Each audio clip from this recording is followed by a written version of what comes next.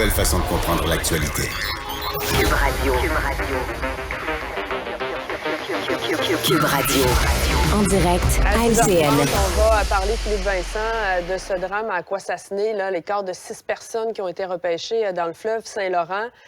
Possiblement des migrants qui tentaient de traverser la frontière canado-américaine en bateau. Tu as pris connaissance, évidemment, de cette nouvelle-là.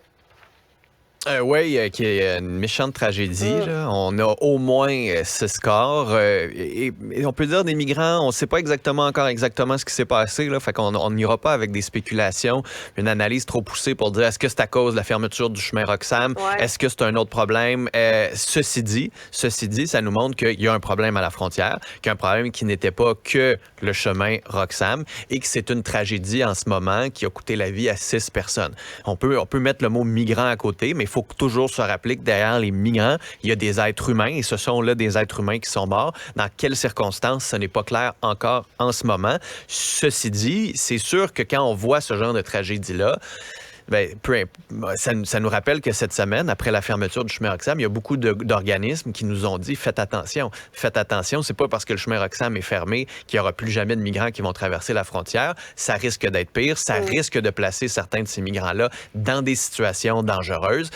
Et là, malheureusement, on est obligé d'avoir cette hypothèse-là avec la mort de ces 6 personnes. Ce qui est un peu plus complexe dans tout ça, c'est que d'un côté, la CBC nous dit que là-dedans, il y avait au moins un enfant avec un passeport canadien. Pour les autres, on ne connaît pas la nationalité de ces gens-là. Donc, normalement, pourquoi un enfant aurait besoin de traverser sur une embarcation la frontière alors qu'il aurait pu alors qu'il aurait pu traverser la frontière régulière? Est-ce que ses parents avaient la citoyenneté? Ça, pour le moment, on n'a pas cette information-là. Est-ce que c'est des sans-papiers? Est-ce que c'est des gens qui essayaient de retourner aux États-Unis ou d'aller au Canada? On n'a pas le sens non plus exact de la direction de cette migration-là. Ce qui est particulier aussi, c'est que la Sûreté du Québec, des sources confirmaient à nos collègues que c'était des migrants, alors que du côté du gouvernement canadien, on avait des sources qui nous arrivaient avec d'autres informations. Alors, ce matin, sincèrement, on est encore un peu dans le flou. C'est donc difficile d'arriver avec une conclusion claire. C'est juste qu'on a une tragédie. Il va falloir aller au fond de cette histoire-là pour comprendre ce qui s'est passé. Et si ça devait être des migrants qui essayaient de traverser la frontière parce que le chemin Roxham est fermé, je pense qu'il faut qu'il y ait une prise de conscience aussi que les tapes dans le dos puis des félicitations, c'était bien là, politiquement, mais qu'il y a un enjeu humain beaucoup plus grave. Là. Effectivement, on va suivre cette histoire-là tout au cours de la journée. Ça, c'est certain. Parlons du plan santé de Christian Dubé, par ailleurs, Philippe Vincent, qui a créé des flamèches, disons-le comme ça, à l'Assemblée nationale hier.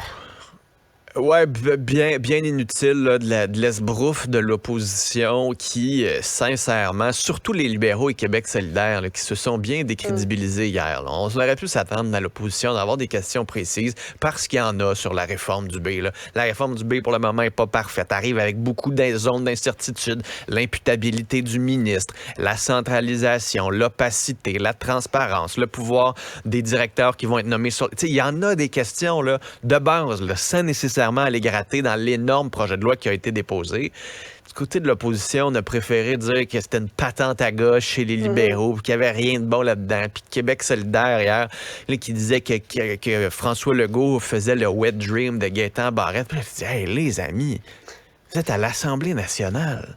Ça va pas dans le réseau de la santé et tout le monde s'attend à ce qu'il se passe quelque chose. Tout le monde veut qu'il y ait des améliorations. Puis vous, votre premier réflexe, c'est de faire de la petite politique partisane comme ça.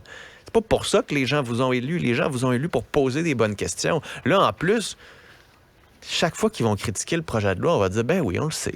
Vous êtes contre. De toute façon, vous êtes contre tout ce que le gouvernement fait. Et c'est ça le risque pour l'opposition, de créer ce sentiment-là qu'ils ont fait là, dans ce dossier-là. Dans ce dossier-là, ils pourront plus le critiquer de façon adéquate. Parce qu'à chaque fois qu'ils vont dire, oui, mais telle affaire, on a vraiment une préoccupation. Ben oui, mais on le sait, vous autres, vous êtes contre tout de toute façon. Et c'est ça qu'ils ont fait hier, jour 1, des critiques comme ça, des critiques caricaturales. Va vraiment falloir que l'opposition commence à repenser son rôle, surtout contre une CAQ aussi forte, et d'être beaucoup plus précis et d'être beaucoup plus pertinent qu'avec des attaques dignes d'une cour d'école. On donne pas la chance aux coureurs. Ben en plus. Mais ça, c'est correct. C'est l'opposition, sont là. Ils auraient pu critiquer comme il faut le projet de loi, ce qu'ils n'ont pas fait. Ils ont préféré jouer puis avoir une clip politique, et ça se retourne contre eux de façon magistrale aujourd'hui. Par ailleurs, dernier sujet ce matin, Philippe Vincent, est-ce que la Ville de Montréal va réussir à réduire la présence des cônes oranges dans ses rues?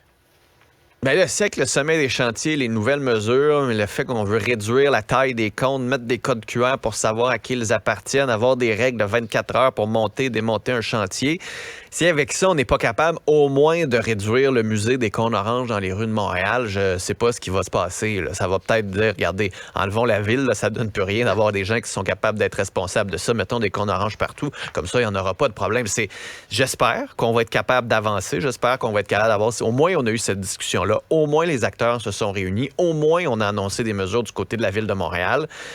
Peut-être que ça prendrait plus de pouvoir à l'organisation pour qu'il y ait une seule personne qui autorise les chantiers ou un seul organisme qui autorise les chantiers, plutôt que d'avoir des chantiers de la Ville, d'Hydro-Québec, d'organismes privés, puis que finalement, tu ouvres un chantier, tu refermes le chantier, mais c'est un autre qui revient rouvrir le même chantier la semaine d'après. Les citoyens sont mêlés, puis gardons les comptes là, puisque de toute façon, on ne sait plus où les mettre. C'est comme la neige, là, il y en a trop.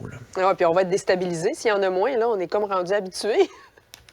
Ben oui, on fait du slalom, c'est super le fun. C'est ça. Hey, merci beaucoup. Bonne fin de semaine. On s'en reparle lundi. Bon week-end, Audrey. Salut. Culture